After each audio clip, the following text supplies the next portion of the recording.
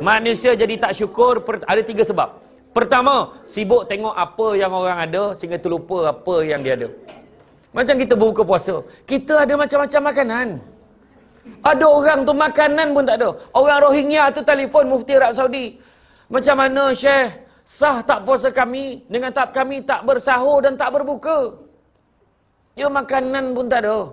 Kita sampai tu, itu beza tu. Orang miskin tu lah. Apa kita nak makan? Oh miskin. Orang kaya, kat mana kita nak makan? Orang politik, siapa kita nak makan?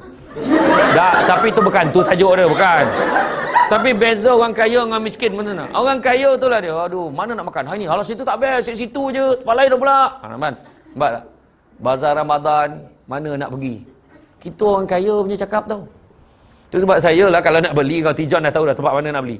Terus target situ, beli. Dah lah kau tak tahu, rintangan aku nak sampai ke situ. Ustaz!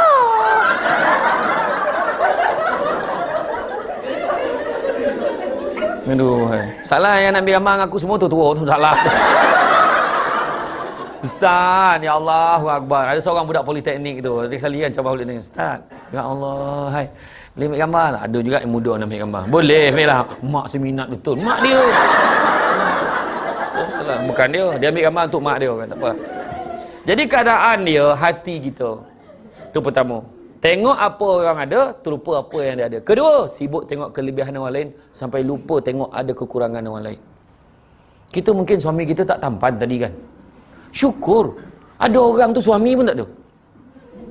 Belum ada suami, bukan tak akan ada. Belum ada. Anak aku, ya Allah ramai anak aku ni, Allah pening. Cuti sekolah mulalah swasta kan anak kan. Swasta ke rumah mak kan. Tak tahulah mak budak ni sibuk nak balik kampung. Yang budak tu. Weh, masa bila kita cakap? Tak ada cakap pun gitu. Masalah kan? Tu masalah kita. Kan? Kadang mungkin Allah tak bagi kita pangkat tinggi, syukur Allah Ta'ala bagi kita suami yang romantik. Suami romantik kan? Menurut kajian lebih 80% lelaki yang memiliki roy romantik. Boroi. Sebab kalau ada lelaki yang perut besar sikit kan, romantik. Syukur. Kadang-kadang dia main perut. Itu yang kedua. Dan yang ketiga, manusia gemar sebut apa yang dia ada hari ni adalah hasil usaha dia. Tapi dia terlupa semua Allah yang bagi. Itu sebab manusia tak syukur. Okey. Balik semula tadi. Lepas cerita hati, seterusnya jaga apa? Jaga perut. Perut kita maksud nak jaga, pastikan jangan ada benda-benda yang haram masuk dalam perut kita. Bulan Ramadan, cari rezeki yang halal. Nabi kata, carilah rezeki yang halal kerana sesungguhnya yang halal itu cukup buat kamu. Maknanya bulan puasa ni kerja betul-betul supaya duit yang kita cucuk tu halal.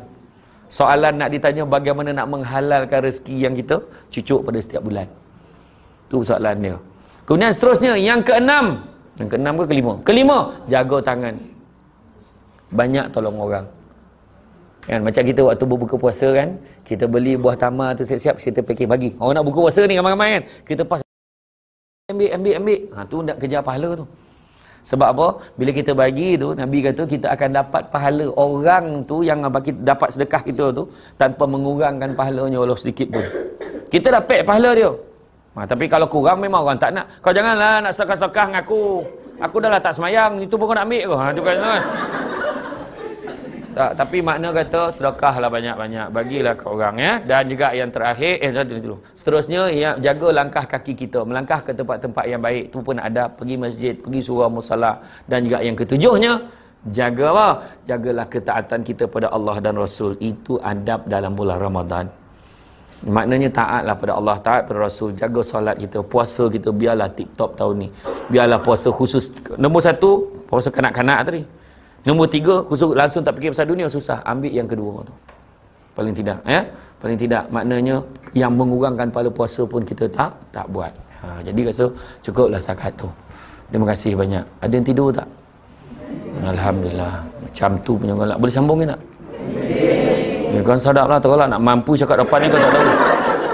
Tak adalah, kalian semua nak kojo kan. Jadi saya faham. Nanti next time lah bulan Ramadan kalau lepas raya lah pula kan. Jadi tu saja. Jadi saya faham ada nak ambil gambar mau jangan risau. Saya tak lari dah. Gambar tagak RM10. Nama babah. Tak adalah aja. Jadi itu saja pada saya. Apa tu? Tapi. Okey. Dah lama sembahyang tarawih ni Ustaz. Saya tengok kadang-kadang jual duit 8. Yang witir tu tak buat. Nak balik cepet kan. Nak tahu pecahan pahala dia tu macam mana? Okey. Oh. Pecahan pahala. Yang ni Bono ni pernah jadi kontroversi tu. Ada satu ustaz tu siap kira pahala orang. Dia boleh tahu tu lagi banyak dia macam ni. Nabi pesan kat kita tu ibadah sunat. Kalau kita nak buat betul-betul.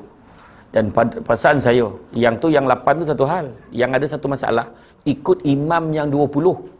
Tapi lepas 8 rakaat, dia witir sendiri kat belakang. Ada orang tu pula, aku witir kat rumah, ada harapan tak buat. Betul. Dia sebenarnya yang penting ikhlas. Tu sebabnya paling penting kita ikut imam betul-betul. Ikut imam betul-betul. Tu hikmah dia. Bulan puasa. Bulan puasa mesti ikut imam. Adab ikut imam, ikut sampai habis.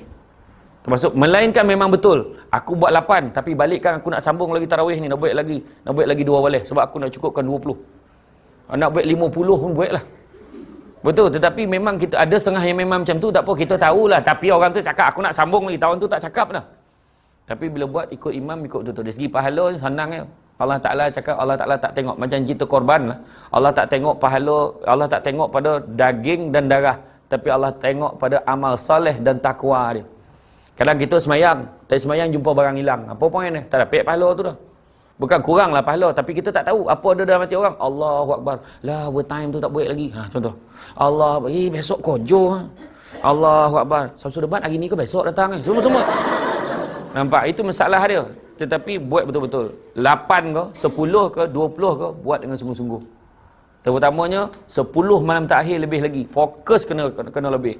Sebab 10 malam takhir, ingat, malam 10 malam takhir ni ada malam bukan 7 riko ya. Malam Lailatul Qadar. Jadi malam yang satu malam lebih baik daripada 1000 bulan. Buat setiap malam, takkan satu malam pun tak kena. 10 malam last tu buat betul-betul. Kan? Ada orang kampung kata malam 7 riko dia buat apa? Pasang pelita. Kenapa? Biar malaikat nampak rumah kita. Kau ingat malaikat rabun macam kau? Kejarlah kejar. Jadi itu dia tentang pecahan pahala ni. Wallahu alam. Allah yang tahu pahala kita macam mana. Tak semestinya orang yang depan pakai serban, pakai ni, pahala lagi besar pada orang ni. Tak semestinya. Orang tu pakai t-shirt dia, tetapi sebab khusyuk dia, fokus dia dengan solat dia, sungguh dia beribadah, ikhlas kerana Allah. Sebab kalau boleh cerita sikit sikit last. Kesempurnaan ibadah ada 4. Kesempurnaan ibadah ada 4. Nombor 1, mestilah dengan ilmu, kena belajar, bukan mengikut-ikut dia. 1. Yang kedua, mesti ikhlas. Saja aku sembahyang subuh 2 rakaat sebab mak mentua dekat rumah, tak ikhlas. Yang ketiga, mesti ada kesan pada tindak tanduk dan perangai, akhlak dia jadi baik.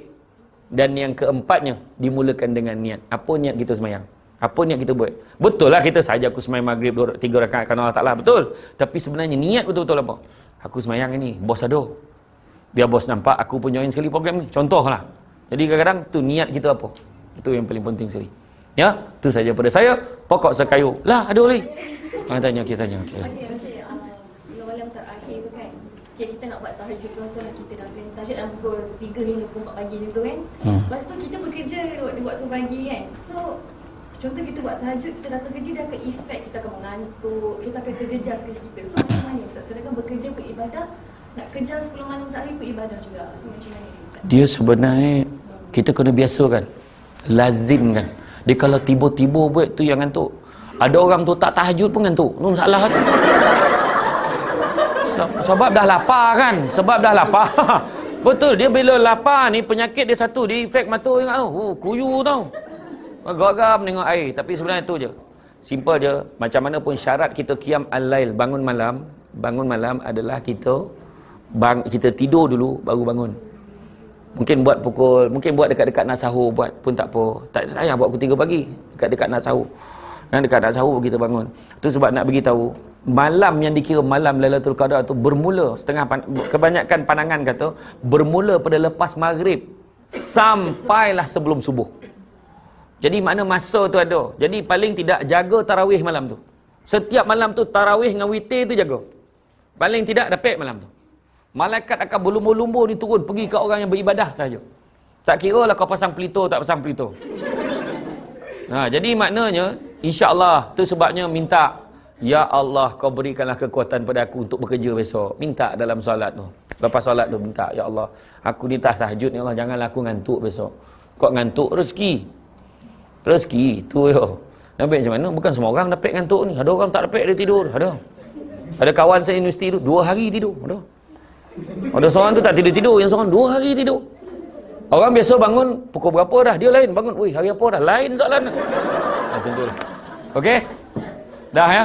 Kalau siapa nak tanya soalan lain lagi, Syamsul Amri Ismail Official Facebook. Syamsul SY tau, Syamsul Amri Ismail Official. Boleh tengok gambar-gambar hari ni pun boleh tengok. Ada yang golak macam ni, ada macam ni, ada tampan. Jangan risaulah, kita tapis, kita pilih yang tahu. Okey, itu je. Terima kasih. Assalamualaikum warahmatullahi wabarakatuh.